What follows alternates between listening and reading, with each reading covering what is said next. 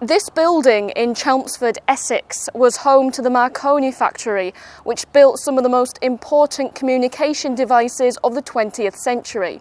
This is a story about spies, secret radios, and my great-great-aunt, Florence Attridge.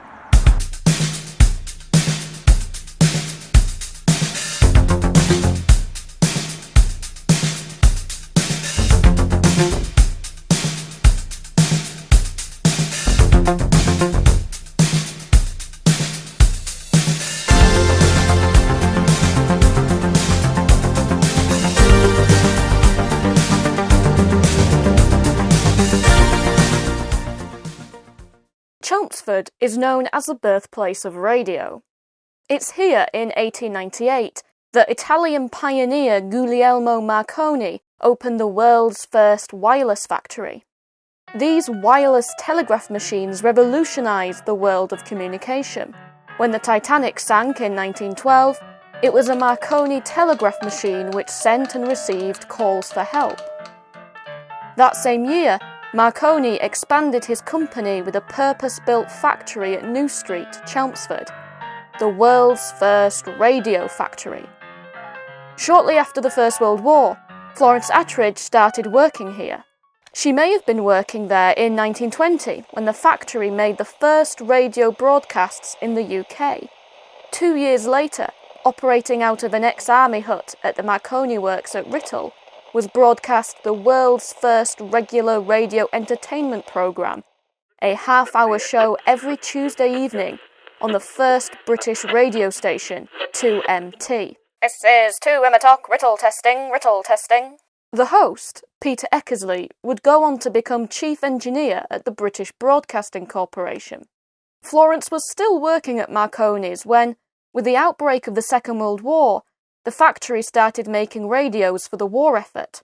But these weren't just ordinary radios. The radios that Florence made were secret. It was crucial that intelligence operatives in the field could communicate quickly and secretly. The Special Operations Executive, or SOE, was a top-secret organisation working behind enemy lines during the Second World War.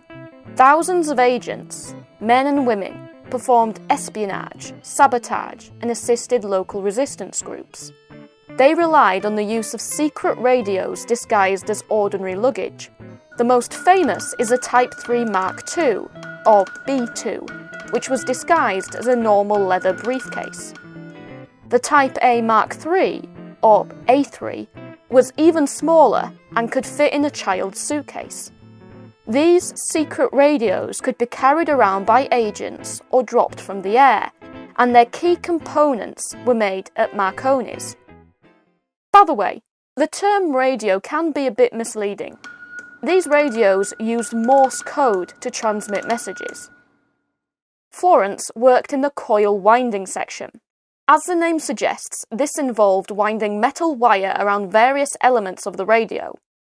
Winding coil was extremely fiddly work, done mostly by women, and by the end of the war, Florence was the head of this section. Once these components were made, the radios were sent for final assembly to the SOE's radio headquarters at Stonebridge Park in London. There they were given a disguise, often depending on the false identity given to the agent. But Marconi's could also produce radios in their entirety, and we know that they made 400 of the A3 radios alone. To find out more about Florence's work, I've come to Chelmsford Museum. Because of the nature of her work, everything had to be kept secret, but we do have some tantalising clues. There are letters from the Admiralty Signal Department and Naval Intelligence. There's also a British Empire Medal which she was awarded in 1946. But it's only fairly recently that Florence's story has actually been uncovered. For decades, nobody, not even in the family, knew about it. So when these documents were donated to the museum, they began a process of uncovering this story. In 2020, in recognition of her contribution, a blue plaque was installed at her home in Chelmsford. But the Germans also knew how important this factory was.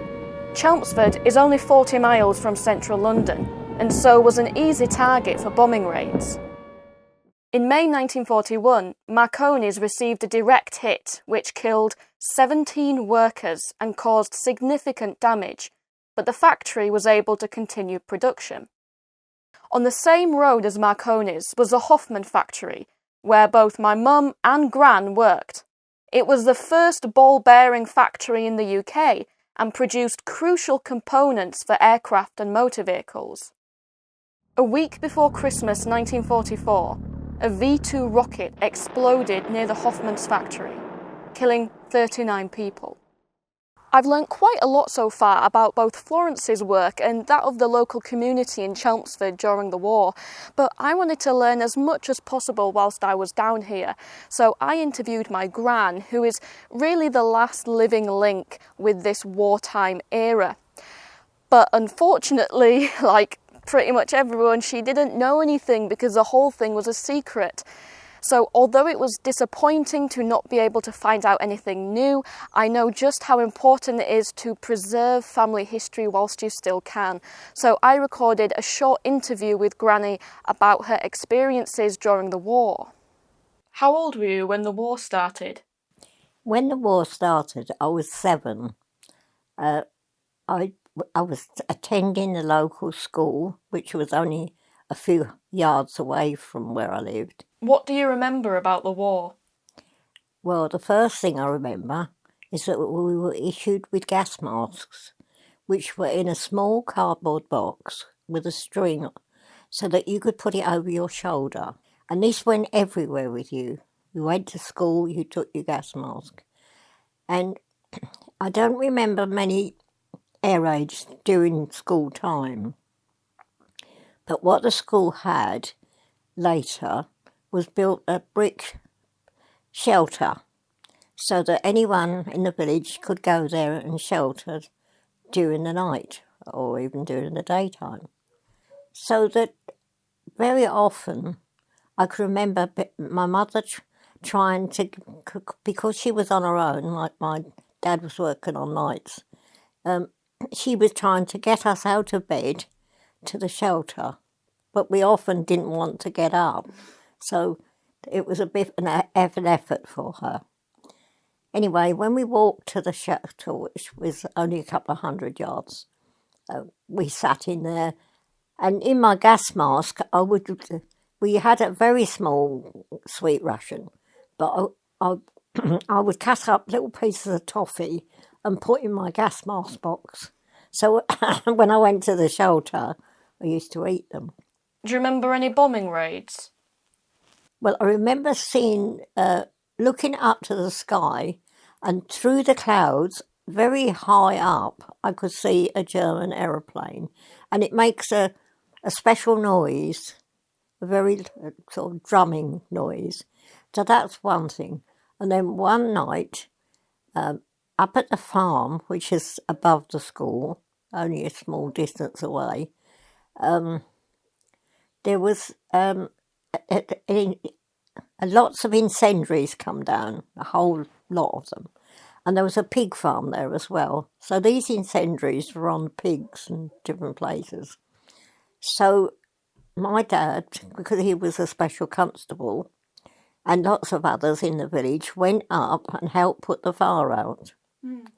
And then there was, I think there were other bombs. Oh, there was one particular bomb I remember, and not being in a shelter, was a place called Green Lane, where there's some council houses. And apparently a bomb had landed and was unexploded.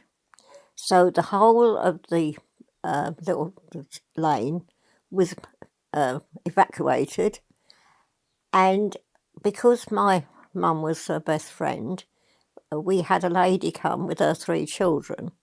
So when I at that time was asleep in the bottom of the food cupboard because it was the safest place to be. And when I woke up in the morning and opened the door, I saw all these people there. So that was an experience. And then later in the day, the bomb was exploded so they all could go back home.